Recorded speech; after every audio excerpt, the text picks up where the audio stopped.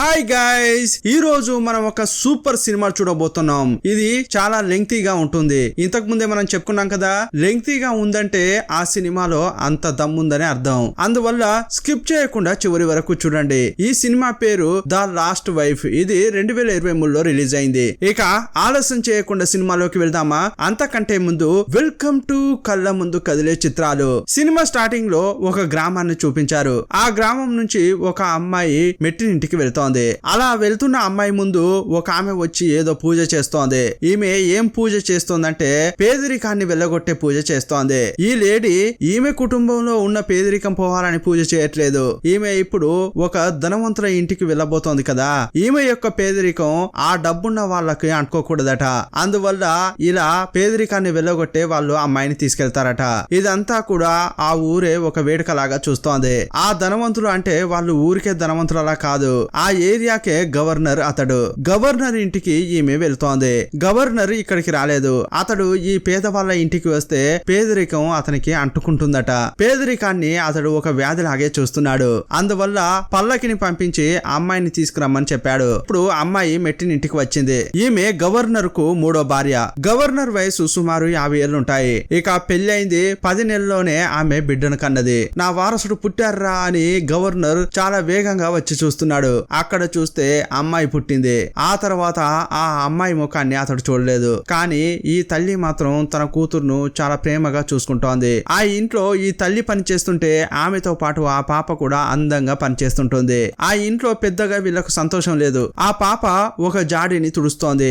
అప్పుడు ఫస్ట్ భార్య వచ్చి, ఒక పేదతానికి పుట్టిన బిడ్డవు నువ్వెలా ఆ విలువైన జాడిని తుడుస్తావు? ఇది మా పూర్వీకులకు మీరు చేసే అవమానం అని ఆ మొదటి భార్య అంటోంది. అప్పుడు గవర్నర్ కు ఒక ఆమె వచ్చి మూలికలు ఇస్తోంది. ఎందుకమ్మా ఈ మూలికలు ఇచ్చి నన్ను టార్చర్ చేస్తున్నావు అని అతడు అంటుంటే, ఏ నీకు కొడుకు కావాలా వద్దా అంటోంది. ఇప్పుడు గవర్నర్ ఆ మూలిక రసాన్ని తాగాడు. ఆ తర్వాత మూడో భార్య దగ్గరికి వచ్చి వారసుని కోసం పోరాడుతున్నాడు. ఇప్పుడు ఒక కొయ్యకు తాడును కట్టారు. భార్య కాళ్ళను పైకి కట్టి అలాగే వదిలేశాడు.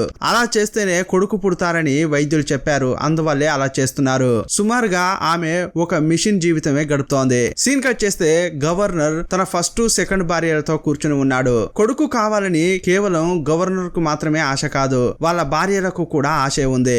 ఈ ఇద్దరు భార్యలు గవర్నర్ తో పాటు పైనే కూర్చుని తింటున్నారు. మూడో భార్య మాత్రం కింద కూర్చుని తింటోంది. ఈమెకు పాప పుట్టి 7 సంవత్సరాలు అయింది. ఈ 7 సంవత్సరాల్లో మళ్ళీ బిడ్డ పుట్టలేదు. మీ తరపు నుంచి ఏదైనా సమస్య ఉందా అని మొదటి భార్య భర్తను అడుగుతోంది. అప్పుడు గవర్నర్ కు కోపం వచ్చి అక్కడి నుంచి వెళ్ళిపోయాడు. వెళ్లే దారిలో ఆమె టీ తీసుకొచ్చింది. సడన్ గా ఢీ కొట్టడంతో అది కింద పడిపోయింది. అప్పుడు డమాల్న ఒక్క దెబ్బ కొట్టాడు ఆమెను. పక్కనున్న రాడుకు ఢీ కొట్టి ఆమె కింద పడిపోయింది. కూతురు ముందే భార్యను కొట్టాడు.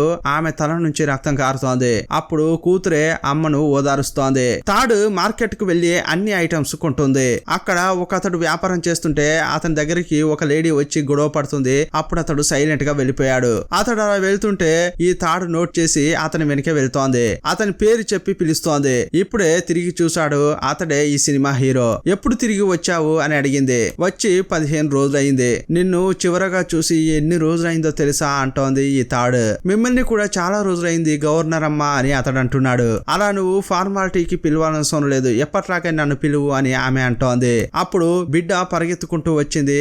ఆ వ్యక్తిని పాపకు పరిచయం చేసింది. పాప కూడా అందంగా నమస్తే అంకుల్ అంటోంది. పాప అందంగా ఉంది, అచ్చం నీలాగే అని అతడు అంటున్నాడు. సరే వెళ్తున్నా అని వెళ్ళిపోయాడు. సీన్ కట్ చేస్తే రాత్రి అయింది. వర్షం పడుతోంది. ఆ వర్షాన్ని చూడగానే ఈమెకు పాత జ్ఞాపకాలు గుర్తుకొచ్చాయి. చిన్న వయసులో వర్షంలో తడిచేటప్పుడు హీరో వచ్చింది. వర్షానికి భయపడి ఈమె దాక్కున్నది. అతడు వచ్చి ఆకును అడ్డంగా పెట్టింది. వర్షంలో ఆమెను సేఫ్ గా తీసుకుపోయింది. అంతా గుర్తుకు వస్తోంది. చిన్నప్పుడే వీళ్ళ ప్రేమ స్టార్ట్ అయింది. వీళ్ళు పెరుగుతున్న కొద్దీ ఆ ప్రేమ కూడా పెరిగింది. చేపలు పట్టడానికి చాలా సేపు వెయిట్ చేశారు. కానీ చేపలు చిక్కలేదు. వెళ్దామా అని ఆ అమ్మాయి అడుగుతోంది. లేదు లేదు, మీ నాన్నకు ఈ ఏరులోని చేపలంటే చాలా ఇష్టం. ఇలా అంటుంటే ఎందుకు మా నాన్నను కరెక్ట్ చేయాలని చూస్తున్నావు అని ఆమె అడిగింది. అమ్మాయిని అడగడానికి వెళ్ళినప్పుడు మీ నాన్న చాలా సంతోషమైన మూడ్ లో ఉండాలి కదా. అలా అతడు అంటుంటే ఇప్పటి వరకు నువ్వు నన్ను ఒక్క కిస్ కూడా చేయలేదు, ఆ లోపలే పెళ్లి గురించి మాట్లాడుతున్నావేంటి అంటోంది. అప్పుడు అతడు వేగంగా వచ్చి ఒక కిస్ చేశాడు. మొరటోడిలా కిస్ చేస్తున్నావని అతన్ని తోసేసింది. అలా ఇతన్ని ప్రేమగా చూసుకునే ఆమె ఈ పెళ్లికి ఎందుకు ఒప్పుకుంది అని అనుకుంటున్నారా? వీళ్ళ అమ్మకు ఆమెకు ఏదో ఒక వ్యాధి ఉంది. దగ్గితే ఆమె నోట్లోంచి రక్తం పడుతుంది. హీరో ఇంట్లో అంత పస్తులు ఉన్నా కూడా తన అత్త బాగుండాలని చెప్పి ఇంట్లో ఉన్న గుడ్లను తీసుకొచ్చి ఇస్తుంటాడు. చనిపోయే స్థితిలో ఉన్న ఆమెను కాపాడాలని అతడు తాపత్రయపడుతుంటాడు. దీని వల్ల హీరోయిన్ చాలా ఇంప్రెస్ అయిపోతుంది. ఇదంతా ఆమె గుర్తు చేసుకుంది. ఇప్పుడు తనకు పెళ్ళయి పాప ఉన్నా కూడా అతన్ని ప్రేమగా చూస్తోంది. ఒక రోజు తన పుట్టింటికి వచ్చింది. వాళ్ళ అమ్మ నాన్నతో కలిసి తింటోంది. మార్కెట్ లో హీరోను చూశానని వాళ్ళతో చెప్తోంది. ఆ మాట వినగానే వాళ్ళ అమ్మ నాన్న ముఖం ఒకలాగా మారింది. అతడు కొండ ప్రాంతంలోనే ఉంటాడు, ఎప్పుడో ఒకసారి ఇక్కడికి వస్తాడు అని వాళ్ళు చెప్తున్నారు. 7 సంవత్సరాల క్రితం కొండ వైపు వెళ్ళాడు, ఇప్పుడెందుకు తిరిగి వచ్చాడో అని హీరోయిన్ అంటోంది. అతనికి పెళ్లి వయసు దాటిపోతోంది, ఇంకా పెళ్లి చేసుకోలేదు, పిల్లల్ని కనలేదు అని అమ్మ అంటోంది. అదృష్టం లేని ఒక అబ్బాయి అంటోంది. అప్పుడు వాళ్ళ నాన్న, ఆ అదృష్టం లేని అబ్బాయిని పెళ్లి చేసుకుని ఉంటే నీ పరిస్థితి ఏమయ్యేదో ఇలా వాళ్ళ నాన్న అంటున్నాడు. రాత్రిపూట పుట్టింట్లోనే ఉండింది. అప్పుడు ఆమెకు ఏమో అనిపించింది. రాత్రిపూట ఆ గుడిసెలోంచి బయటకు వచ్చింది. హీరో యొక్క గుడిసెకు వచ్చి అతని తలుపు తట్టింది. హీరోనే తలుపు తెరిచాడు. ఇక్కడేం చేస్తున్నావు అని అడిగాడు. సరే వర్షం పడుతోంది, లోపలికి రా అంటాడు. వచ్చిన ఆమెకు పాపం అని టీ కూడా పెట్టించాడు. అయినా కూడా అతని ముఖంలో సంతోషం లేదు. నేరుగా ఆమె ముఖాన్ని చూడలేకపోతున్నాడు. ఎలా ఉన్నావు అని హీరోయిన్ అడుగుతుంటే ఏదో అలా ఉన్నాను. ఈ 7-8 సంవత్సరాల్లో కొంత డబ్బు సేకరించాను, కానీ కొన్ని తప్పుడు నిర్ణయాలు, తప్పుడు మనుషులను చూసి అంతా మారిపోయింది. అలా నిర్వేదంగా మాట్లాడుతున్నాడు. ఇప్పుడు మళ్ళీ చేతిలో ఏమీ లేదు. సరే ఇంతకీ పెళ్లి ఎందుకు చేసుకోలేదు అని ఆమె అడిగితే, మనసుకు నచ్చిన ఒక ఆమె ఉండేది, కానీ ఇప్పుడు అందనంత ఎత్తులో ఆమె ఉన్నది. అప్పుడు ఆమె, ఇంకా నువ్వు నన్నే తలుచుకుంటున్నావా అంటోంది. సరే నేను వెళ్ళిపోతున్నా అని వెళ్ళబోతోంది. సరే వెళ్ళు అని ఏడుస్తున్నాడు. ఎప్పుడు నువ్వు అలాగే కదా, నీకు అనిపిస్తే వస్తావు, అనిపించిందంటే వెళ్ళిపోతావు. ఏ రోజైనా నా గురించి ఆలోచించావా అంటుంటాడు. అప్పుడు ఆమె, నాకు వేరే దారి తెలవలేదు, అందుకే చేసుకున్నా పెళ్లి అంటోంది. ఏమీ తెలియకుండానే గవర్నర్ పెళ్లి చేసుకున్నావా అంటుంటే, నేను వసతుల కోసం డబ్బుందని అతన్ని పెళ్లి చేసుకోలేదు. నువ్వు వాటిని చూసి పెళ్లి చేసుకోకుంటే అతన్ని ఏమైనా ప్రేమించావా, ముసలాన్ని ప్రేమించావా అని అడుగుతున్నాడు. అప్పుడు ఆమె ఏమంటుందంటే, నిజంగా చెప్పాలంటే ఆ ముసలోడికి పెళ్ళాన్ని కావాలని నాకు ఆశ ఏమీ లేదు. ఇప్పుడు ఒక ఫ్లాష్ బ్యాక్ చెప్తోంది. హీరోయిన్ వాళ్ళ కుటుంబం చాలా పేదరికంలో ఉంది. ఇల్లు గడవని పరిస్థితుల్లో హీరోయిన్ వాళ్ళ నాన్న దొంగతనం చేశాడు. ఇలా దొంగతనం చేసిన అతన్ని గవర్నర్ విచారిస్తున్నాడు. భార్యకు బువ్వ పెట్టాలి, మందులు కొనివ్వాలంటే దొంగతనం చేయాలా, నువ్వు చేసిందంతా తప్పే అంటున్నాడు గవర్నర్. ఇదంతా చాటుగా చూసిన హీరోయిన్ గవర్నర్ ముందుకు వెళ్లి నిలబడింది. మా నాన్నకు ఏమైనా అవుతుందేమోనని చాలా భయపడుతోంది. గవర్నర్ హీరోయిన్ ని చూడగానే పడిపోయాడు. ఈ అమ్మాయి చాలా అందంగా ఉందే అని అతని మనసులో ప్లాన్ వేసుకున్నాడు. ఇదంతా కూడా పక్కన ఉన్న మేనేజర్ కు తెలియదు. మేనేజర్ ఇతనికి ఏం దండనా అని అడుగుతుంటే అతడు ఆల్రెడీ రాసి పెట్టినట్లే ఉన్నాడు, అది చదువుతున్నాడు. ఇలా దొంగతనం చేసిన వాళ్ళకి 50 కొరటా దెబ్బలు, 1 నెల జైలు శిక్ష అని అతడు చెప్పాడు. ఏది ఒకసారి ఆ బుక్ తీసుకురా, ఏముందో చూస్తా అని గవర్నర్ తీసుకున్నాడు. ఏంటయ్యా నువ్వు ఏం చెప్పావు, ఇందులో వేరుంది, నువ్వు సరిగా చూడలేదా అంటుంటాడు. ఈ దండనే కాకుండా ఇంకా ఎక్స్ట్రా శిక్షలు ఉన్నాయే, అవి చూడలేదా అంటుంటాడు. అప్పుడు ఆ మేనేజర్ అర్థం చేసుకున్నాడు గవర్నర్ కు ఆ అమ్మాయిపై ఆశ కలిగిందని. అతని స్కెచ్ అర్థమైపోయి, ఇదిగో చూడు, నిన్ను పట్టుకోవడానికి ప్రయత్నించిన వారికి గాయాలయ్యాయి, అందువల్ల నీకు శిక్ష ఇంకా పెద్దదే పడుతుంది. దానికి శిక్ష ఏంటో తెలుసా, 5 ఏళ్ల కారాగార శిక్ష. 1 నెల కాదు, నీకు 5 ఏళ్ల శిక్ష పడుతుంది అని మేనేజర్ చెప్తున్నాడు. ఆ మాట వినగానే హీరోయిన్ షాక్ అయిపోయింది. అయ్యయ్యో 5 ఏళ్ల జైలు శిక్ష, అక్కడే ఉంటే మా నాన్న చనిపోతాడే అని ఆమె ఏడుస్తోంది. దయ చూపండి అని అడగగానే ఆ గవర్నర్ మేనేజర్ చెవిలో ఏదో ఊదాడు. తీర్పులో ఏదైనా మార్చాలంటే నువ్వు వచ్చి గవర్నర్ ను ఒంటరిగా కలవాలని చెప్పాడు. అప్పుడు ఆమె సరే అని వెళ్లి గవర్నర్ ను ఒంటరిగా కలిసింది. మా నాన్న తప్పించుకోవడానికి ప్రయత్నించింది వాస్తవమే, కానీ అలా తప్పించుకునే క్రమంలో ఎవరిని తోసేయలేదు, ఎవరికి గాయం కాలేదు. అలా అంటుంటే, అలాగైతే మేం తప్పు చెప్పామా అని గవర్నర్ అంటున్నాడు. 5 ఏళ్ల జైలు శిక్ష అంటే అక్కడే మా నాన్న చనిపోతాడు, ఆ బాధ తట్టుకోలేక మా అమ్మ కూడా చనిపోతుంది, అందువల్ల కరుణ చూపండి అని బతిమలాడుతోంది. అప్పుడు మేనేజర్ కు గవర్నర్ సైగ చేశాడు. అప్పుడు ఆ మేనేజర్, ఒకవేళ నువ్వు పెళ్లి చేసుకుంటే ఈ శిక్షను తగ్గించొచ్చు అని అతడు అన్నాడు. ఏంటి పెళ్లి చేసుకోవాలా, నేను ఆల్రెడీ జ్ఞాననే ఒక అబ్బాయిని లవ్ చేస్తున్నాను, ఆస్తులు గీస్తులు లేవని చెప్పి పెళ్లిని ఇంకా జరుపుతూనే ఉన్నాం. పెళ్లి చేసుకుంటే మా నాన్నను వదిలిపెడతామని చెప్తే నేను త్వరలోనే జ్ఞాన్ను పెళ్లి చేసుకుంటా అని అంటోంది. ఇదంతా విన్న గవర్నర్ షాక్ అయిపోయాడు. అప్పుడు మేనేజర్ ఏం చెప్తున్నాడంటే, ఏదో ఒక పెళ్లి కాదమ్మా, నువ్వు గవర్నర్ ను పెళ్లి చేసుకోవాలి అని చెప్తున్నాడు. ఈమె షాక్ అయిపోయింది. గవర్నర్ నా అని ఆలోచిస్తుంటే అతడు ఆమె పక్కగా వచ్చి ముట్టుకుంటున్నాడు. నువ్వు ఏనాడు ఏనాడైతే నన్ను పెళ్లి చేసుకుంటావో ఆ రోజే మీ నాన్నను విడుదల చేస్తా అని గవర్నర్ చెప్పాడు. నువ్వు గవర్నర్ కు మూడో భార్యగా వస్తున్నావంటే ఈ విషయం తెలిసి బయట ఏదేదో వాగుతుంటారు. అది కూడా ఈ శిక్ష తగ్గించడం కోసం నువ్వు గవర్నర్ ను పెళ్లి చేసుకుంటానని బయట చెప్పకూడదు.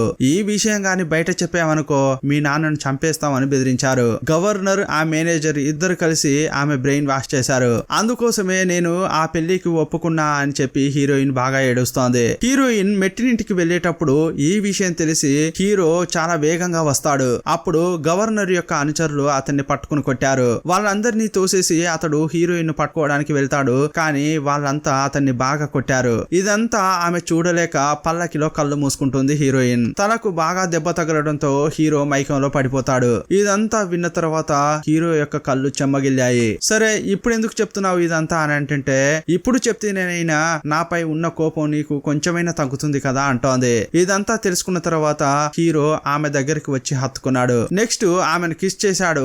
ఆ తర్వాత అంతా జరిగిపోయింది. ఇక నెక్స్ట్ డే నుంచి ఇప్పటి వరకు శోకంగా ఉన్న హీరోయిన్ చాలా సంతోషంగా ఉంటోంది. పుట్టింట్లోనైనా మెట్టింట్లోనైనా చాలా హ్యాపీగా ఉంటోంది. ఎప్పుడు చూసినా కూడా పాట పాడుతూ నవ్వుతూ చాలా జాలీగా ఉంటోంది. ఇప్పుడు ఫస్ట్ సెకండ్ దగ్గరికి వెళ్లి ఏయ్ ఆ తాడును చూసావానే, నేను దాన్ని ఎంత తినా కూడా ఎప్పుడు నవ్వుతూనే ఉంది. ఇప్పటి వరకు ఇంత సంతోషంగా దాన్ని చూసిందే లేదు. ఇలా వీళ్ళు మాట్లాడుకుంటున్నారు. ఇంకోవైపు గవర్నర్ వేరే హీరోయిన్ ను వదలట్లేదు. అతడు ఆమె శరీరాన్ని ఉపయోగించుకుంటే ఆమె పంటి బిగువున భరిస్తోంది. అప్పుడు కూడా హీరోనే ఆమె గుర్తు చేసుకుంటోంది. సీన్ కట్ చేస్తే అప్పుడప్పుడు ఇలా దొంగతనంగా నాతో కలిసే బదులు నువ్వు నాకు భారీగా ఉండొచ్చు కదా అని హీరో అంటున్నాడు. ఆమె మార్కెట్ కు రాలేదు, గ్రామానికి రాలేదు అని హీరోయిన్ వాళ్ళ ఇంటికి వెళ్లి అడిగాడు. అప్పుడు వాళ్ళు అతన్ని కోప్పడుతున్నారు. నువ్వెందుకురా మా ఇంటికి వచ్చి మా అమ్మాయి గురించి విచారిస్తున్నావు అని అంటుంటారు. ఇప్పుడు నా కూతురుకు పెళ్లి అయ్యి కూతురు కూడా ఉందిరా అని ఆ నాన్న కోప్పడుతుంటే ఆ అమ్మ సముదాయిస్తోంది. వాళ్ళ ఇంట్లో ఏదో పెద్ద ఫంక్షన్ ఉందటయ్యా,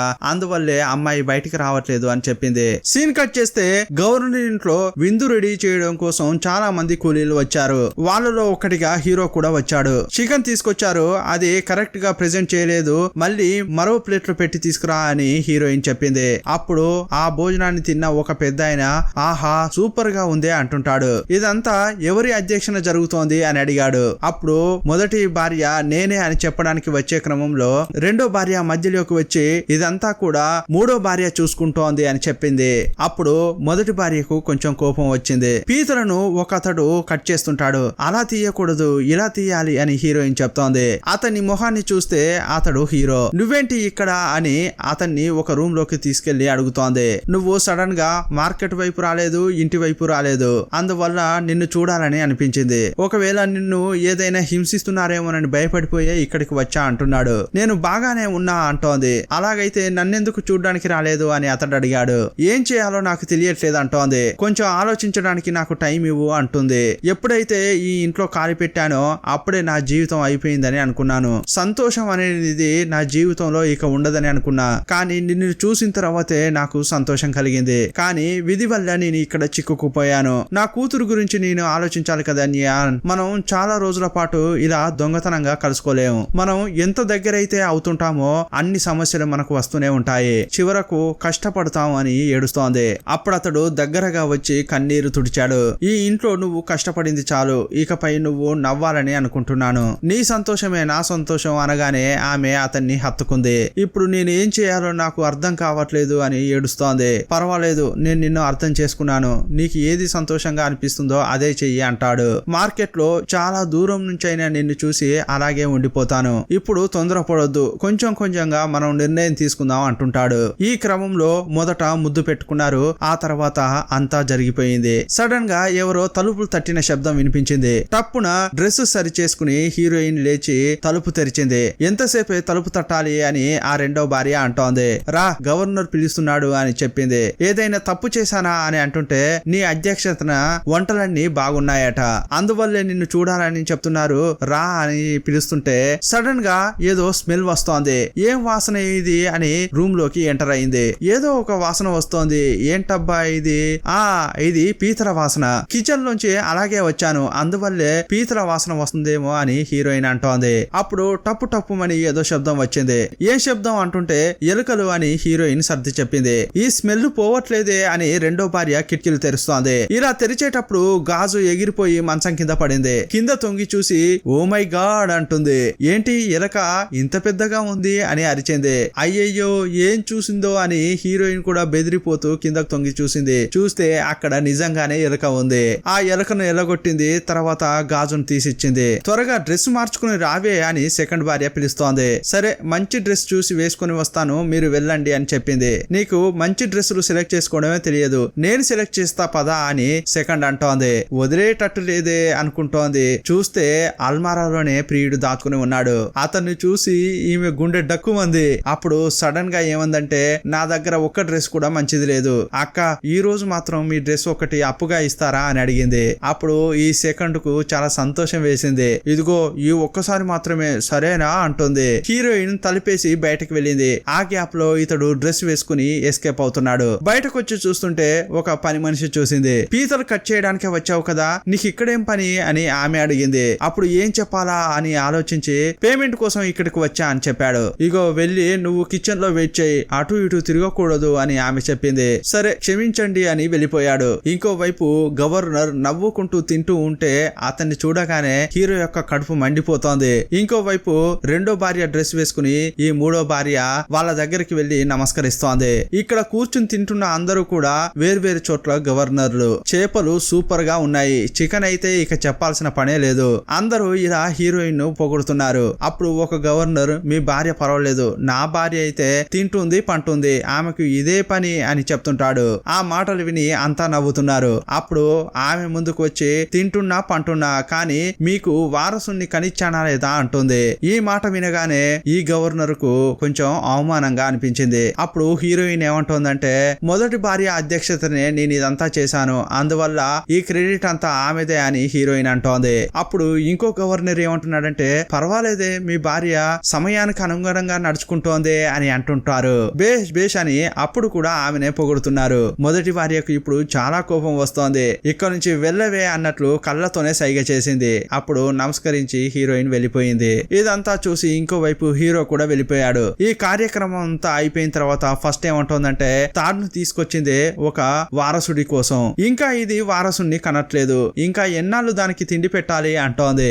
మాట్లాడకుండా ఇక్కడ నుంచి పంపించేద్దామా అని గవర్నర్ తో అంటోంది. అప్పుడు ఆ రెండో భార్య, చాచా అలా అస్సలు చేయకూడదు, అది ఎంత పని చేస్తోంది, అది చాలా మంచిది అని ఈ సెకండ్ అంటోంది. అప్పుడు గవర్నర్ ఏమంటున్నాడంటే, అది పర్వాలేదు, కనీసం ఒక బిడ్డనైనా కన్నది, కానీ మీ వల్ల నాకు ఒక్క బిడ్డ కూడా కలగలేదే అంటుంటాడు. అప్పుడు మొదటి భార్య బాగా ఏడుస్తోంది. మీరు కూడా దాని వైపే తిరిగారా, నాకు తెలుసు మూడో భార్యను చూస్తే నీకు భయం, అందుకే దాన్ని ఏమనలేక నన్ను అంటున్నావు కదా అని సెంటిమెంటల్ గా మాట్లాడుతోంది. అప్పుడు గవర్నర్ కు కోపం వచ్చింది. ఆపవే అని ఎదురుగా ఉన్న మూడో భార్యను బాగా కొట్టాడు. ఎవరిని చూసి నాకు భయం లేదు, నేనెవరో చూపిస్తా అని మొదటి భార్యపై ఉన్న కోపాన్ని మూడో భార్యపై చూపిస్తున్నాడు. కర్ర తీసుకుని బాగా కొట్టాడు. ఇక చాలా, నీ కోపం తీరిందా అంటుంటాడు. ఇదే కావాలి కదా నీకు, ఇది సరిపోదా అని మళ్ళీ మళ్ళీ కొడుతున్నాడు. అప్పుడు రెండో భార్య వచ్చే అతన్ని ఆపింది. నువ్వు ఇలాగే కంటిన్యూగా కొడితే అది ఇక వారసుని కనలేదు, ఇక చాలండి ఆపండి అని ఆపేసింది.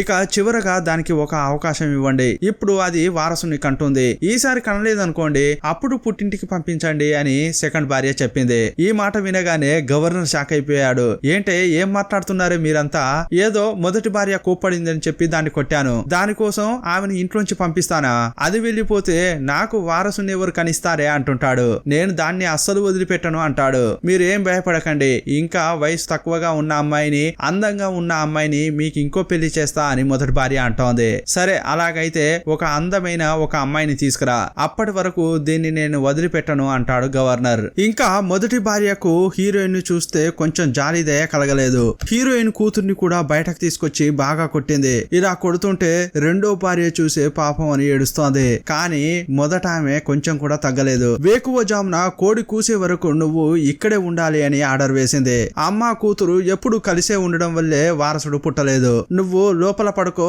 నీ కూతురు బయట పడుకోవాలి అని అంటోంది. ఇప్పుడు చాలా మంచు కురుస్తోంది, ఈ కోటైనా కప్పుతా అని రెండో భార్య వచ్చింది. అది కూడా కప్పకూడదు అని ఆమె అడ్డుకుంది. ఇంకోసారి మధ్యలోకి వచ్చావంటే నిన్ను కూడా కొడతా అని బెదిరించింది. ఎవరైనా ఈ పాపకు సాయం చేయాలని చూసారనుకోండి వాళ్ళకు కూడా శిక్ష పడుతుంది అని అంది. నా కూతురు పాపం వదిలేయండి అని హీరోయిన్ ఎంతో బతిమలాడుతోంది. ఇదిగో చూడవే, నన్ను దాటి నీ కూతురును ముట్టుకున్నావనుకో నేను కొట్టే కొట్టుడుకు నీ బిడ్డ యొక్క బొక్కలు విరుగుతాయి అని అంటోంది. అప్పుడు హీరోయిన్ చాలా బాధపడుతోంది. నేను టార్చర్ అనుభవిస్తున్నానంటే నా కూతురు కూడా ఇక్కడ టార్చర్ అనుభవించాలా అని అనుకుంటోంది. ఇప్పుడు ఉదయమైంది. రాత్రంతా ఆ చలిలోనే ఆ పాప పడుకుంది. అప్పటి వరకు ఆ తల్లి అక్కడే ఉండి తన కూతురు పడుతున్న కష్టాన్ని చూసి తట్టుకోలేకపోతోంది. ఎప్పుడైతే కోడి కూసిందో అప్పుడు అక్కడ కాపలాగా ఉన్న అతన్ని చూసింది. అతడే తల దించుకున్నాడు. ఇకపై కూతురును ఇంట్లోకి తీసుకెళ్లడంలో ఎలాంటి సమస్య లేదు. ఇంతసేపు పడిన కష్టాన్ని మర్చిపోయి తల్లి దగ్గరికి రాగానే ఆ పాప నవ్వుతోంది. అక్కడ కాపలా ఉన్న వాళ్ళకే ఎప్పుడు రా ఈ నరకం ముగుస్తుంది అని వాళ్ళే ఎదురు చూశారు. నెక్స్ట్ పుట్టింటికి వచ్చింది. తర్వాత హీరో గుడిసెకు వచ్చింది.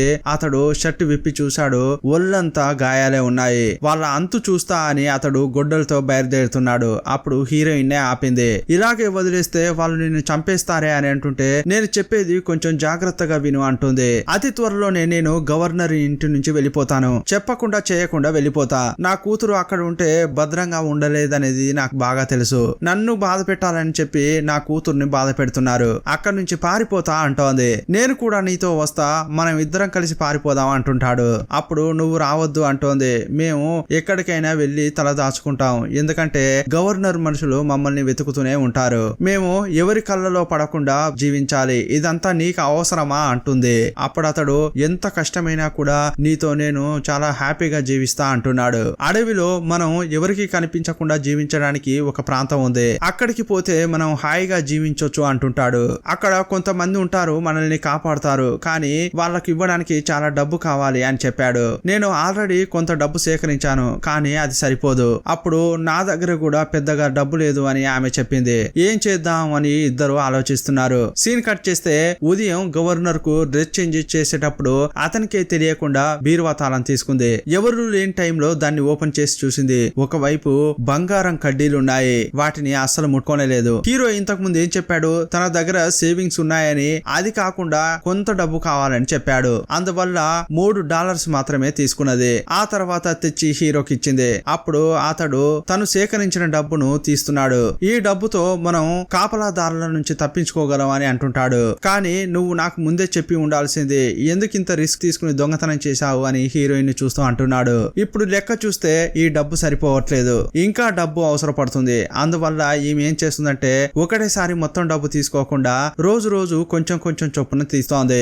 ఆ డబ్బులను చెప్పులో దాచిపెట్టి తీసుకొచ్చిస్తోంది. ఒక రోజు మేనేజర్ లెక్కలు చూసుకున్నాడు. గవర్నర్ ఏదో అడిగినా కూడా అతడు పట్టించుకోకుండా లెక్కలే చూస్తున్నాడు. ఏంటయ్యా అంత తీక్షణంగా ఏం చేస్తున్నావు అని అడుగుతుంటే, సార్ లెక్కల్లో కొంచెం తప్పు వచ్చింది సార్ అని చెప్పాడు. నేను తీసి పెట్టిన డబ్బులో కొంచెం తక్కువైంది అంటాడు. ఏంటి డబ్బు దొంగిలించారా? ఎవరు తీసినా సరే వాళ్ళను ప్రాణాలతో కాలబెడతా అంటున్నాడు. ఇదే టైంలో ఒక అతడు మందు కొట్టి వచ్చాడు. రేయ్ మేనేజర్ ఎక్కడున్నావురా, రారా అని పిలుస్తున్నాడు.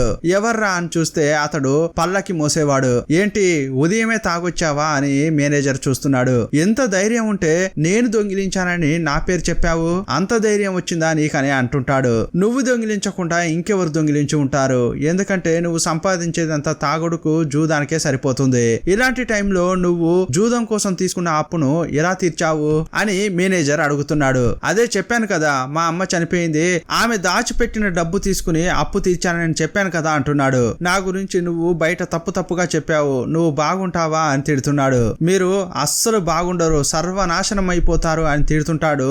అప్పుడే వెనుక నుంచి అతన్ని ఎవరో కొట్టారు. కొట్టింది ఎవరో కాదు, గవర్నరే. దెబ్బకు అతడు అక్కడికక్కడే చనిపోయాడు. ఇతన్ని నేను కొట్టలేదు, అతడు కాలు జారి కింద పడ్డాడు, చచ్చాడు. ఏమంటావు మేనేజర్ అని గవర్నర్ అడిగాడు. అప్పుడు ఆ మేనేజర్ అవునవును అతడు కింద పడి చనిపోయాడు అంటుంటాడు. పక్కనున్న ఇంకో పని ఆమెను అడిగితే అవును అతడు కాలు జారి కింద పడి చనిపోయాడని ఆమె కూడా చెప్పింది. ఇక మూడో సాక్షిగా అక్కడ ఉన్నది హీరోయిన్. నువ్వు కూడా చెప్పవే అని గవర్నర్ అంటున్నాడు. ఆమె ఏడ్చుకుంటూ మౌనంగా ఉండిపోయింది. ఈమె నాకు వ్యతిరేకంగా మాట్లాడుతుందా అన్న ధైర్యంతో గవర్నర్ అక్కడి నుంచి వెళ్ళిపోయాడు. ఇప్పుడు హీరోయిన్ కు ఇంకా భయం ఎక్కువైంది. పుట్టింటికి వెళ్లి అక్కడ పాపను వదిలేసి ఆ తర్వాత ప్రియుడి దగ్గరికి వెళ్ళింది. ఇలా జరిగిందని చెప్పి ఏడుస్తోంది. ఒకవైపు గిల్టీ ఫీలింగ్, ఇంకోవైపు ఇంత క్రూరమైన గవర్నర్ మమ్మల్ని ఏం చేస్తాడో అని ఆమె చాలా ఏడుస్తోంది. ఈమె ఇలా మాట్లాడుతున్న క్రమంలో ఆ మేనేజర్ ఫాలో అవుతూ వచ్చాడు. అప్పుడు హీరో ఏమంటున్నాడంటే నేను కష్టపడి డబ్బు సంపాదిస్తున్నాను, నువ్వు దొంగిలించాల్సిన అవసరం లేదంటాడు. ఏదో వంట చేస్తున్నారు, పొగ వచ్చి అక్కడ దాక్కుని చూస్తున్న మేనేజర్ తుమ్మాడు. హీరో చూశాడు. మేనేజర్ మేనేజర్ పారిపోతుంటే అతన్ని వెంబడించి పట్టుకున్నాడు హీరో. ఆ టైంలో అతడు అనుచరులను తీసుకురాలేదు, ఒంటరిగా వచ్చి హీరోకు చిక్కాడు. నేనేది చూడలేదు, ఏది వినలేదు, నన్ను వదులు అని బతిమలాడుతున్నాడు. లేదురా నువ్వంతా చూసావు అని హీరో ఒక్క గుద్దు గుద్దాడు. వెంటనే అతని నోట్లోంచి రక్తం వస్తోంది. నేను గవర్నర్ ఇంటి మనిషిని, నన్ను కొడితే నువ్వు జైలుకు పోతావురా అని బెదిరిస్తున్నాడు. గవర్నర్ ఇంట్లోనే రా, నువ్వు పెద్ద మనిషివి, కానీ ఇక్కడ ఏమీ కాదు అని హీరో అంటుంటాడు. అతన్ని చాలా కొడుతుంటే హీరోయిన్ వచ్చి ఆపింది. ఇప్పుడు హీరో యొక్క గుడిసెలో అతని కాళ్ళు చేతులు కట్టి పెట్టారు. ఎందుకు ఇక్కడికి వచ్చావు అని హీరోయిన్ అడిగింది. అతడు ఆమెను గుర్రుగా చూస్తున్నాడు. అప్పుడు హీరోకు కోపం వచ్చి మళ్ళీ ఒక గుద్దు గుద్దాడు. ఎందుకురా ఇక్కడికి వచ్చావు అని అడుగుతుంటే కొంచెం డబ్బు కనిపించకుండా పోయింది, ఈమెపై సందేహపడే ఈమెను ఫాలో అవుతూ వచ్చా అంటాడు. కానీ ఏమి ఆధారం లేదు, నేను ఈమెను సందేహపడింది, ఈమెను ఫాలో అవుతూ వచ్చింది దేనికి కూడా ఆధారం లేదంటుంటాడు. ఒకవేళ గవర్నర్ అడిగినా కూడా మీ గురించి నేను ఏమీ చెప్పను, నేను ఇప్పుడు గవర్నర్ దగ్గరికి వెళ్లి నేనే తప్పుగా లెక్కలు వేశాను, డబ్బంతా కరెక్ట్ గా ఉందని చెప్తాను, నన్ను వదిలేయండి అంటుంటాడు. ఏంటి నువ్వు చెప్తే గవర్నర్ నమ్ముతాడా అని హీరో అంటున్నాడు. ఈ ఏరియాలో ఉన్న అందరికీ తెలుసు గవర్నర్ కు నా మాట అంటే మాటే, అతడు నా మాట వింటాడు. ఏంటమ్మా 3వ నెంబరు అవునా కాదా అంటున్నాడు. అప్పుడు మళ్ళీ ఒక గుద్దు గుద్దాడు హీరో. అయ్యయ్యో కొట్టొద్దు అని ఆ మేనేజర్ ను కాపాడేది హీరోయినే. అప్పుడు వేరే ఐడియా ఉంది, గవర్నర్ చదువుకునే రూమ్ లో అలా ఏదో చెప్పడానికి ప్రయత్నిస్తున్నాడు. అప్పుడు హీరో మధ్యలోకి వచ్చి అక్కడికి ఈమెను వెళ్ళమని చెప్తావు, ఏదో ఒకటి దొంగిలించమని చెప్తావు, అక్కడ కాపలాదారులు ఉంటారు, ఈమె చిక్కుకుపోతుంది, అదే నీ ప్లాన్ కదా అని మళ్ళీ కొడుతున్నాడు. అప్పుడు హీరోను బయటకు తీసుకొచ్చింది హీరోయిన్. ఇప్పుడు గాని అతన్ని వదిలామంటే అతడు పోయి అంతా చెప్తాడు, మనం ఇరుక్కుపోతామని హీరో అంటున్నాడు. అందుకోసం అతన్ని చంపుతావా అని ఆమె అంటోంది. వేరే ఏదైనా దారుందో ఆలోచిద్దాం అంటోంది. అప్పుడు హీరో ఏమంటున్నాడంటే మనం హాయిగా జీవించాలంటే ఒకే ఒక దారి ఉంది, అదేంటంటే ఇతన్ని చంపడమే అంటుంటాడు. అయ్యో పాపం వద్దు అని హీరోయిన్ చెప్తోంది. నువ్వు అతని కోసం పాపం అంటే అతడు మాత్రం మన కోసం అసలు పాపం అనే అన్నాడు. చూసావు కదా పోయినసారి కరువు వచ్చినప్పుడు ఊరంతా చాలా కష్టపడింది, ఆ కరువులో కూడా వీళ్ళు పన్ను వసూలు చేశారు కదా అంటుంటాడు. ఇలాంటి వాళ్ళపై కరుణ చూపాలా అని హీరో అంటున్నాడు. నువ్వు ఇక్కడ నుంచి కొంచెం దూరం వెళ్ళు, నేను ఏదైనా ఆలోచించి చెప్తా అని హీరోయిన్ అంటోంది. నువ్వు దూరంగా వెళ్లి 1 నుంచి 100 వరకు లెక్కబెట్టు, అప్పటి వరకు నేను టైం తీసుకుంటా అంటోంది. ఇంకోవైపు లోపల చూస్తే ఒక గల్లగురిగి పగిలిపోయింది, ఆ పీసు ఈ మేనేజర్ కు దొరికింది. దాన్ని ఎలాగోలా చేతుల్లోకి తీసుకుని కట్టను కోస్తున్నాడు. అప్పుడు హీరోయిన్ లోపలికి వెళ్లి అతడు కరెక్టే చెప్తున్నాడు, మేము నిన్ను వదలలేము అని అంటోంది. నువ్వు ఏదైనా మంచి రీజన్ చెప్పు, నిన్ను నేనే కాపాడుతా అంటోంది, లేదంటే అతడు నిన్ను చంపినట్టు చంపుతాడు అంటోంది. నేనే చెప్తున్నాను కదమ్మా, గవర్నర్ చదువుకునే రూమ్ లో ఒక మంచం కింద ఎరుపు కలర్ లో ఒక డైరీ ఉంటుంది, ఎవరెవరి దగ్గర లంచం తీసుకుంటున్నామన్న వివరాలతో పాటు బ్లాక్ మనీ ఎంత ఉందనే డీటెయిల్స్ అన్ని అందులో ఉంటాయి. అది గాని నువ్వు తీసుకున్నావంటే ఆ తర్వాత గవర్నర్ నిన్ను చూసి భయపడతాడు అని చెప్పాడు. ఇప్పుడు ఆ తాడు కట్ చేయడానికి అతనికి కొంచెం టైం కావాలి, అందువల్ల హీరోయిన్ ను మాటల్లో దించి ఏదేదో చెప్తున్నాడు. నీతో ఇప్పటి వరకు ఏదైనా అబద్ధం చెప్పానా, నన్ను నమ్మవా అమ్మా అని అంటున్నాడు. నేను కూడా నీలాగే, గవర్నర్ నన్ను చాలా ఇబ్బందులు పెడుతూ నాతో పని చేయించుకుంటున్నాడు. ఇలా మాట్లాడుతూనే అతడు చేతికున్న తాళ్లను కట్ చేసుకున్నాడు. ఆ తర్వాత హీరోయిన్ ని చూస్తూ నా ముక్కు నుంచి రక్తం కారుతోంది, కొంచెం తుడవవా అంటాడు. నమ్మి ఆమె పక్కగా వెళ్ళింది. తప్పున ఆమెను పట్టుకుని కిందకు తోసేశాడు. ఇంకోవైపు ప్రియుడు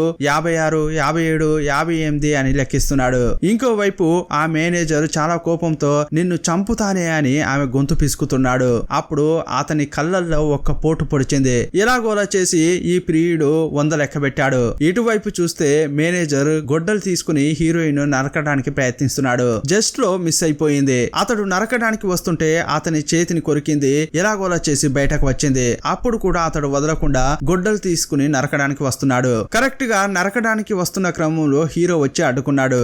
అదే టైంలో హీరో చేతిపై ఒక ఘాటు పడింది. ఇప్పుడు హీరోను కిందకు తోసేసి మళ్ళీ నరకబోతున్నాడు. అప్పుడు హీరోయిన్ నరకకుండా కాపాడింది. ఆ తర్వాత గొడ్డలు తీసి ఇప్పుడు హీరోయిన్ నరకపోయాడు. అప్పుడు హీరో చేతిలో షార్ప్ గా ఏదో ఉంది, దాన్ని తీసుకొచ్చి అతని మెడలో దింపాడు. అక్కడికక్కడే ఆ మేనేజర్ చనిపోయాడు. చూసావా, ఇలాంటి వాడిపై నువ్వు జాలి చూపించావు అని హీరోయిన్ ను చూస్తూ అంటున్నాడు.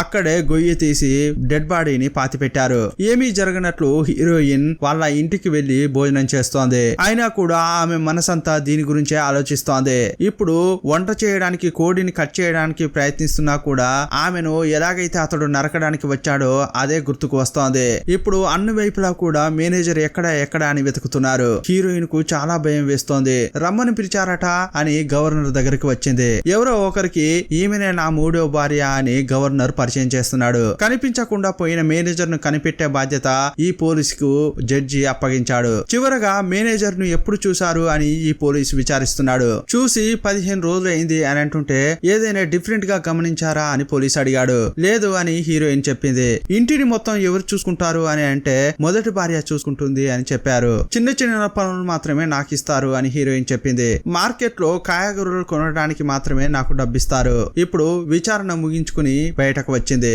ఇంకోవైపు ఇంట్లో ఉన్న వాళ్ళందరినీ పోలీసు విచారిస్తున్నాడు. సందేహపడేలా ఏదైనా కనిపించిందా అని అడిగాడు. అప్పుడు ఒక పని మనిషి ఏం చెప్తోందంటే పీతలు కట్ చేయడానికి వచ్చిన వాడు ఈ ఇంట్లోకి వచ్చాడన్న విషయం చెప్పింది. ఇప్పుడు పోలీసు భోజనం చేశాడు, సూపర్ గా ఉంది అంటుంటాడు. అప్పుడు ఆ రెండో భార్య ఇదంతా కూడా మూడో భార్య చేసిన వంట, అంతా కూడా ఆమె చేతి మహిమ అని చెప్తోంది. అప్పుడు మొదటి భార్యకు కొంచెం కోపం వచ్చింది. ఇలా మాట్లాడుతున్న క్రమంలో ఆ రెండో భార్య ఫ్లోలో మేము ప్రతిరోజు ఎక్కువగా ఈ పీతల కూర తినేవాళ్ళం అని చెప్పింది.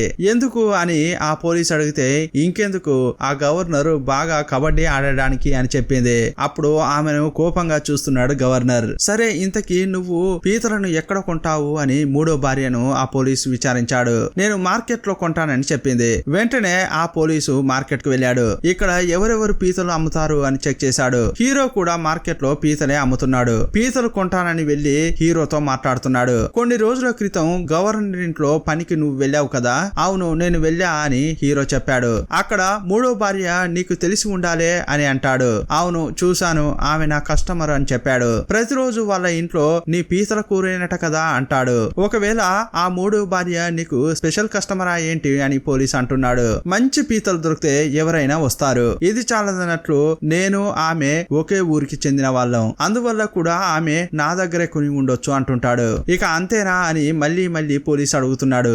ఎందుకు ఇలా అడుగుతున్నారు అని అంటుంటే గవర్నర్ ఇంట్లో విందుకు వచ్చినప్పుడు నువ్వు మూడో భార్య ఇంటి నుంచి బయటకు వచ్చావట కదా, అక్కడ నీకేం పని అని అడిగాడు. పని అయిపోయింది, డబ్బు ఇవ్వలేదు, డబ్బు ఇవ్వండమ్మా అని అడగడానికి వెళ్ళాను అంతే అని చెప్పాడు హీరో. అప్పుడు ఆ పోలీసు పనికి వెళ్ళిన మొదటి రోజే నువ్వు మూడో భార్య ఇంట్లోకి వెళ్లేంత చనువు వచ్చిందా అంటున్నాడు. ఏంటి మీరు వచ్చినప్పటి నుంచేని ఇలా విచారిస్తూనే ఉన్నారు, ఇంతకీ పీతలు కొంటారా లేదా అని హీరో అన్నాడు. సరే ఈ పీతలు ఇవ్వు అని కొన్నాడు. మేనేజర్ కనిపించకుండా పోయాడు. ఆ విషయం నీకు తెలుసా అని అడిగాడు. ఏంటి సార్ ఏం మాట్లాడుతున్నారు, గవర్నర్ ఇంట్లో ఏం జరుగుతుందో నాకెలా తెలుసు అంటుంటాడు. పీతలు ఇచ్చేటప్పుడు హీరో యొక్క చేతికి గాయాలైనది ఈ పోలీసు గమనించాడు. కానీ అతనికి ఇంకా ఆధారాలు కావాలి, అందుకోసం వేచి చూస్తున్నాడు. మళ్ళీ నిన్ను కలుస్తా అని పోలీసు వెళ్ళిపోయాడు. ఆ తర్వాత హీరో హీరోయిన్ మీట్ అయ్యి మాట్లాడుకుంటున్నారు. అతనికి సందేహం వచ్చింది. ఆ శవాన్ని వేరే నేను మా ఇంటి పక్కనే పాతి పెట్టాను, ఇక వేరే దారి లేదు, ఆ మేనేజర్ యొక్క డెడ్ బాడీని దూరంగా పాతి పెట్టాలి అని హీరో అంటున్నాడు.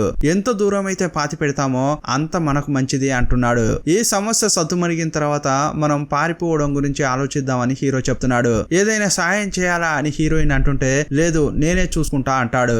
ఇంకోవైపు హీరోయిన్ అమ్మ నాన్న దగ్గరికి పోలీసు విచారణ కోసం వచ్చాడు. అప్పుడు హీరోయిన్ వాళ్ళ నాన్న ఏం చెప్తున్నాడంటే ఒక 5 ఏళ్ల శిక్షల నుంచి నన్ను తప్పించడం కోసం ఆ గవర్నర్ ను నా కూతురు పెళ్లి చేసుకుందన్న విషయం చెప్పాడు. అప్పుడు ఈ పోలీసు గవర్నర్ ఈ పనులు కూడా చేస్తున్నాడా అని చాలా కోప్పడ్డాడు. సరే ఆ తర్వాత హీరో హీరోయిన్ తరచుగా మార్కెట్ లో కలుసుకుంటున్నారు కదా, ఎందుకు అలా జరుగుతోంది అని అడిగాడు. గవర్నర్ ఇంట్లో వంట పనుల బాధ్యత నా కూతురుది, అలాంటప్పుడు మార్కెట్ కు కాయగూరల కోసం పీతల కోసం వచ్చి తీరాల్సిందే కదా, అక్కడికి వెళ్ళినప్పుడు అప్పుడప్పుడు మీట్ అవుతారు అని ఆ నాన్న చెప్తున్నాడు. అప్పుడప్పుడు వాళ్ళిద్దరు కలుసుకుంటారా, ఇంకా ఏమైనా ఉంటుందా అని, ఆ తర్వాత వాళ్ళిద్దరు ఇంతకు ముందు ప్రేమించుకున్నారు కదా అని అడిగాడు. తల్లిదండ్రులు సరిగా సమాధానం చెప్పలేకపోయారు. లేదు సార్ ఒకే ఒకసారి మాత్రం అతడు మా అమ్మాయి కోసం మా ఇంటికి వచ్చాడు, ఆ తర్వాత అతడు రాలేదే అని తల్లి చెప్తోంది. ఆ తర్వాత దండోరా వేసే అతని దగ్గరికి వెళ్లి ఏదో చెప్పాడు, గవర్నర్ దగ్గరికి వెళ్లి ఇది చెప్పమని అన్నాడు. సీన్ కట్ చేస్తే హీరోని చూపించారు. పాతి పెట్టిన శవాన్ని తోడుతున్నాడు, చెయ్యి కనిపిస్తోంది. ఇప్పుడు ఆ పోలీసు హీరో యొక్క గుడిసెకే వస్తున్నాడు. అదే టైంలో హీరో చాప తీసుకుని బయటకు వచ్చాడు. ఎక్కడికి బయలుదేరారు చాపతో అని అడిగాడు. బాగా వెలుతురు వస్తోంది, ఈ వెన్నెలలో చాప వేసుకుని పడుకుంటే బాగుంటుందని వచ్చా అంటున్నాడు. డెడ్ బాడీని ఆ చాపలో చుట్టి తీసుకెళ్దామని అనుకున్నాడు. ఆలోపే పోలీసు వచ్చాడు. మేనేజర్ కేసు విషయంగా వచ్చానని చెప్పాడు. చెప్పండి సార్, ఆ హంతకుణ్ణి పట్టుకోవడానికి నేను మీకు ఎలా సాయపడగలను అని హీరో అంటున్నాడు. అప్పుడు ఆ పోలీసు మేనేజర్ కనిపించడం లేదని మాత్రమే చెప్పాను, హత్య జరిగినట్లు హంతకుని వెతుకుతున్నట్లు నేను చెప్పనే లేదు కదా అంటున్నాడు. నీ చేతిలో ఇప్పుడు చాప వేరే ఉంది, నువ్వు చాప వేసుకొని పడుకోవాలని అనుకోవట్లేదు, మేనేజర్ యొక్క బాడీని చుట్టి ఎక్కడికో వెళ్ళాలని అనుకున్నావు కదా అంటున్నాడు. చెప్పు, నిజం చెప్పు అంటుంటే హీరో ఆ చాపను అక్కడ పడేసి పరిగెత్తుతున్నాడు. అతన్ని వెంబడిస్తూనే ఆ పోలీస్ కూడా వెళ్ళాడు. అడవిలోకి వెళ్లి ఒక చోట హీరో దాచుకున్నాడు. దండోరా వేసే అతనికి చెప్పి పంపించాడు కదా, అతడు వెళ్లి అక్కడ చాలా మందిని తీసుకుని వచ్చాడు. ఇక్కడ హీరో దాచుకున్నాడు, అతని కోసం ఈ పోలీస్ వెతుకుతున్నాడు. రేయ్, నువ్వు పరిగెత్తుతున్నావా? అయితే పరిగెత్తు, కానీ మూడో భార్య ఇక్కడే ఉంది కదా, ఆమెను పట్టుకుంటా అంటాడు. అప్పుడు హీరో సైలెంట్ గా బయటకొచ్చాడు. ఆమెకు ఈ హత్యకు ఎలాంటి సంబంధం లేదు, నన్ను అరెస్ట్ చేసుకో అని ముందుకొచ్చాడు. అప్పుడు పోలీసు షాక్ అయిపోయాడు. అక్కడికి చాలా మంది వచ్చారు కదా, అందరి సాయంతో హీరోను అరెస్ట్ చేశాడు. మేనేజర్ డెడ్ బాడీని చూపించమని తీసుకెళ్తున్నాడు. నెక్స్ట్ హీరోను కట్టేసి బాగా కొడుతున్నారు. అక్కడ పోలీసు ఉన్నాడు, గవర్నరు ఉన్నాడు. ఇలా కొట్టి చిత్రవధ చేస్తుంటే పోలీస్ కు నచ్చట్లేదు. ఇలా కొడుతూనే ఉంటే అతడు చచ్చిపోతాడు, ఆపండి అని అంటుంటే చస్తే చావనివ్వండి అని గవర్నర్ అంటున్నాడు. ఈ కేసులో ఇంకా చాలా విషయాలున్నాయి, వాటన్నింటినీ బయటికి తేవాలంటే ఇతన్ని కొట్టడం ఆపండి అని చెప్పాడు పోలీసు. ఆ తర్వాత మూడో భార్య దగ్గరికి వెళ్లి న్యాన్ మొత్తం చెప్పేశాడని ఊరికే రాయి వేశాడు. తనంతట తానే చెప్తుందా లేదా అని చూస్తున్నాడు. యాక్చువల్ గా హీరో ఇతనికి ఏం చెప్పాడంటే, విందు రోజు నేను ఇక్కడికి వచ్చినప్పుడు వాళ్ళు డబ్బు ఎక్కడ దాచిపెడతారో నేను కనిపెట్టాను, మొత్తంగా తీస్తే దొరికిపోతానని చెప్పి ప్రతిరోజు వచ్చి కొంచెం కొంచెంగా తీసుకుంటున్నానని చెప్పాడు. దొంగతనం చేసిందే తెలియదు, అందువల్ల మీరు దొంగను వెతకరు కదా అనుకున్నాను, కానీ ఆ మేనేజర్ కనిపెట్టాడు. ఎలా కనిపెట్టాడు అని పోలీసు అడిగాడు. పల్లకి మోసే ఒక అతన్ని గవర్నర్ కొట్టి చంపాడు కదా, అతని ద్వారానే మేనేజర్ నన్ను కనిపెట్టాడని హీరో చెప్పాడు. కొన్నిసార్లు మేమిద్దరం మధుశాలలో తాగేవాళ్ళం, నేను ఒకసారి మత్తు ఎక్కువ కావడం వల్ల అతని దగ్గర వాగాను, అప్పుడు ఆ పల్లకి మోసేవాడు మేనేజర్ కు చెప్పేసి ఉంటాడు, అందువల్లే ఆ మేనేజర్ నన్ను వెతుక్కుంటూ వచ్చాడు. అదే టైంలో కరెక్ట్ గా నేను ఆ డబ్బును లెక్క పెడుతున్నాను, కరెక్ట్ గా వచ్చి అతడు నన్ను పట్టుకున్నాడు, ఇక వేరే దారి లేదు, అందువల్లే అతన్ని చంపానని హీరో చెప్తున్నాడు. అదంతా సరే, ఇంతకీ మూడో భార్య రూమ్ లో నీకేం పని అని అడిగాడు. అక్కడికి కూడా వెళ్లి నా చేతి వాటం ప్రదర్శించా అని చెప్పాడు. ఒక ఐటమ్ దొంగిలించానని సర్ది చెప్పాడు. ఇంకోవైపు మూడో భార్య దగ్గరికి వచ్చి అతను మొత్తం చెప్పేశాడు, కానీ కొన్ని విషయాల్లో నాకు డౌట్ గా ఉంది అంటుంటాడు. ఏం సందేహం అని ఈమె అడిగింది. ఎలా డబ్బున్న లాకర్ ను ఇతడు తెరిచాడు, దాన్ని పగలగొట్టలేదు, చిన్న స్క్రాచ్ కూడా పడలేదు, అలాగైతే కీ పెట్టి అతడు ఓపెన్ చేసి ఉంటాడు, అలాగైతే దొంగ దగ్గర తాళం చెవి ఉందని అర్థం, ఇంట్లో ఉన్న ఎవరో న్యాన్కు సాయం చేసి ఉండాలి అని పోలీస్ అంటున్నాడు. వారిద్దరి మధ్య మంచి సంబంధం ఉండి ఉండాలి, అందువల్లే న్యాన్ కోసం ప్రాణాలు ఇవ్వడానికైనా సిద్ధపడ్డారు అని అంటుంటాడు. ఇప్పుడు ఇక్కడ సీన్ కట్ చేశారు. నెక్స్ట్ తన విచారణ మొత్తాన్ని గవర్నర్ కు సమర్పిస్తున్నాడు. మేనేజర్ ను చంపింది న్యానే, కానీ దానికి మూడో భార్యకు ఎలాంటి సంబంధం లేదని చెప్పాడు. మొదటి భార్య ఇదంతా విని ఒకలాగా లుక్కిస్తోంది. లేదు లేదు, అతనికి ఈమెకు ఏదో సంబంధం ఉండి ఉంటుంది, ఆమె ఇందులోంచి తప్పించుకుంటే న్యాయం జరిగినట్లు కాదంటోంది. సరే, మీకు సందేహంగా ఉంటే నేను ఇంకా లోతుగా విచారిస్తా అంటున్నాడు. కానీ నేను లోతుగా విచారిస్తే దొరికిపోయేది మీరే. 7 సంవత్సరాల క్రితం ఆమెను పెళ్లి చేసుకోవడం కోసం మీరు చేసిన మోసం బయటకు వస్తుంది. అంతేకాదు, ఒక పీతలు అమ్మేవాడికి మీ మూడో భార్యకు మధ్యలో అది ఇది ఉన్నట్లు బయట వాళ్ళు మాట్లాడుకుంటే మీకు అసహ్యంగా ఉంటుంది. చట్టాన్ని మీ చేతుల్లోకి తీసుకోవడం వల్ల మీకు పదవి కూడా పోవచ్చు. ఒక భర్త భార్యను ఎలా మోసం చేశాడన్న విషయం బయటకు వస్తుంది. ఇదంతా మీకు అవసరమా అంటున్నాడు పోలీసు. సరే, నువ్వు వెళ్ళు, జడ్జి దగ్గరికి వెళ్లి మేనేజర్ ను చంపింది న్యానే అని చెప్పి ఈ కేసును ముగించు అని గవర్నర్ అంటున్నాడు. ఇకపై నువ్వు ఏమీ తోడొద్దు, వెళ్ళిపోరా అంటుంటాడు. కానీ మొదటి భార్యకు ఇంకా కోపం తగ్గలేదు. నేను ఆమెను ఊరికే వదలను అంటోంది. పోలీసు వెళ్ళబోయే క్రమంలో మూడో భార్య వచ్చి ఏమండి ఒక్క నిమిషం అంటోంది.